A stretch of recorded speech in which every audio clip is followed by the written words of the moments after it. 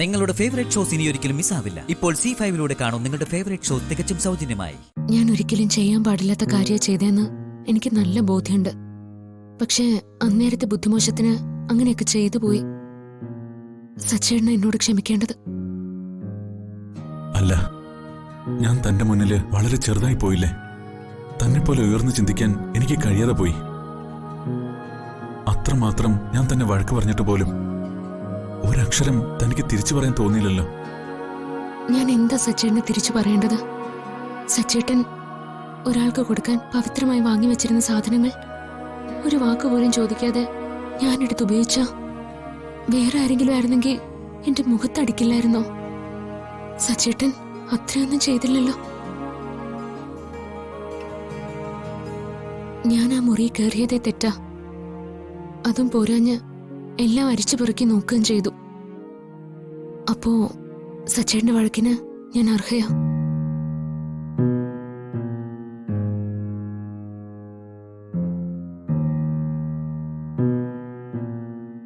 ഇനിയും ദേഷ്യം തീർന്നില്ലെങ്കിൽ രണ്ടടി കൂടി അടിച്ചോ. പക്ഷെ പിണങ്ങിയിരിക്കരുത്, അതെനിക്ക് താങ്ങാൻ പറ്റില്ല. തന്റെ ഈ സഹനശീലം എന്നെ കൊല്ലാതെ കൊല്ലുന്നത്.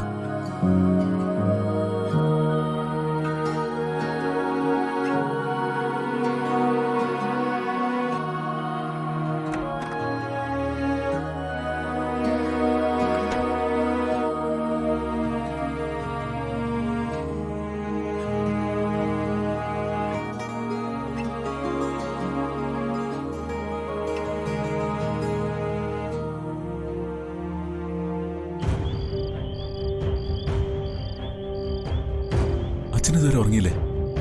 ഉറക്കം വരുന്നില്ല. തിരിഞ്ഞു മറിഞ്ഞുമൊക്കെ കിടന്നു നോക്കി, ഉറക്കം വന്നില്ല.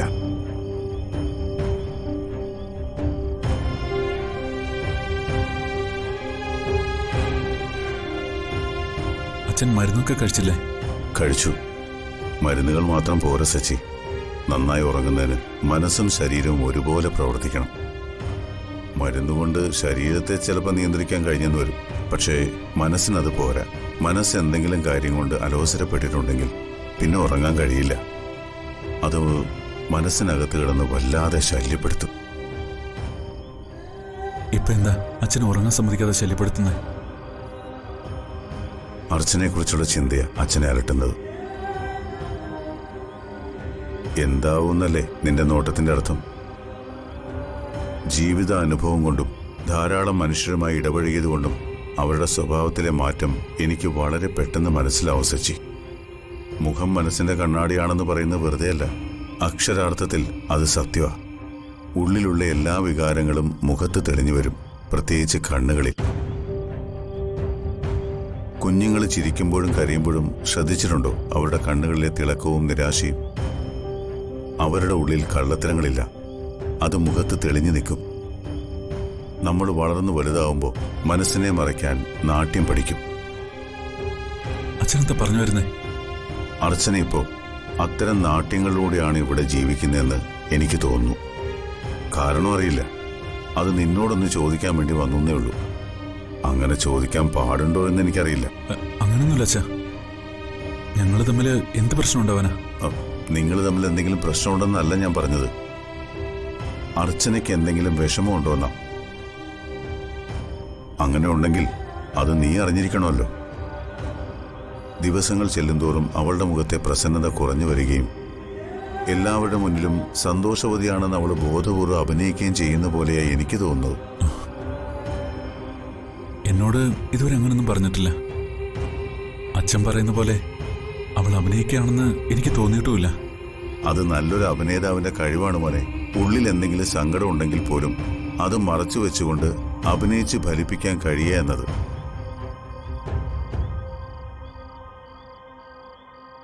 അർച്ചനയ്ക്ക് എന്നോട് എന്തും പറയാനുള്ള സ്വാതന്ത്ര്യം ഞാൻ കൊടുത്തിട്ടുണ്ട്. സ്വാതന്ത്ര്യം എന്നൊക്കെ പറയുന്നത് ആത്മാർത്ഥതയില്ലാത്ത വാക്കുകളാ സച്ചി. അവള് നിന്നോട് പറയുന്നതിന് മുമ്പ് അവളുടെ സങ്കടങ്ങൾ എന്താണെന്ന് മനസ്സിലാക്കി അവളെ സാന്ത്വനിപ്പിക്കാൻ ഒരു ഭർത്താവെന്ന നിലയിൽ നിനക്ക് കഴിഞ്ഞാൽ നീ വിജയിച്ചു മോനെ. അവളുടെ ഒരു പ്രകൃതം അനുസരിച്ച് അവളായിട്ടൊന്നും നിന്നോടൊന്നല്ല ആരോടും പറയാൻ സാധ്യതയില്ല. അവള് വെറും ഒരു സാധുവായ പെൺകുട്ടിയാ. കാപട്യങ്ങളോ കള്ളത്തരങ്ങളോ തീരെ വശമില്ലാത്ത, സ്നേഹിക്കാനും പരിചരിക്കാനും മാത്രം അറിയുന്ന ഒരു പാവം. ഞാനിപ്പോ എന്ത് ചെയ്യണമെന്ന് അച്ഛൻ പറയുന്നേ? നീ ഇപ്പോൾ അവളെ നന്നായി സ്നേഹിക്കുന്നുവെന്ന് എല്ലാവർക്കും അറിയാൻ മോനെ.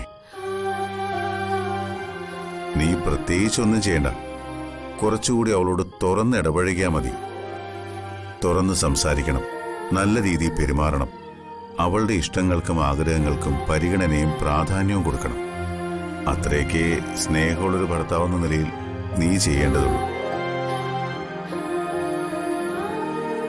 ഒരു ഭർത്താവിന്റെ സമാധാനം എന്ന് പറയുന്നത് അവനെ മനസ്സിലാക്കി കൂടെ ജീവിക്കുന്ന ഭാര്യ.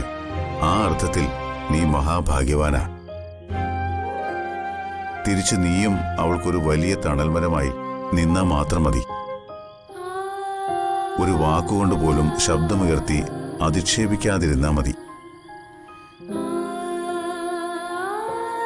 സോറി അച്ഛ, പലപ്പോഴും ഞാൻ എന്നെ മറന്ന് പെരുമാറിപ്പോയിട്ടുണ്ട്. സോറി.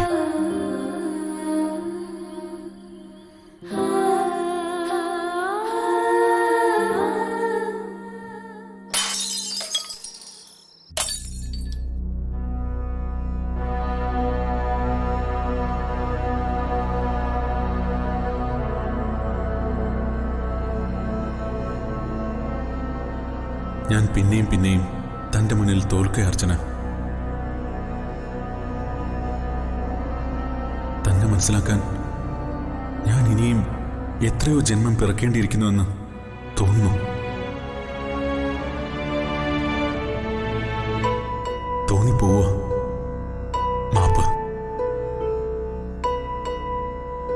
കാലിലേറ്റ മുറിവിനേക്കാൾ ഞാൻ മനസ്സിലേൽപ്പിച്ച മുറിവാകും തന്നെ വേദനിപ്പിച്ചിട്ടുണ്ടാവുക എന്ന് എനിക്കറിയാം.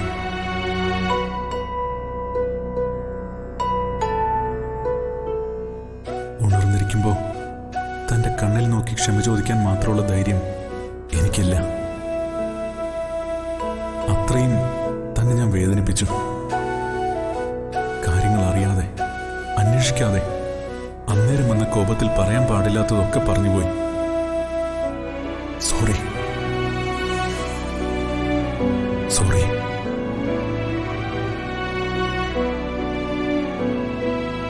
ഈ കാൽപാദത്തിൽ തൊട്ട് 1000 സോറി.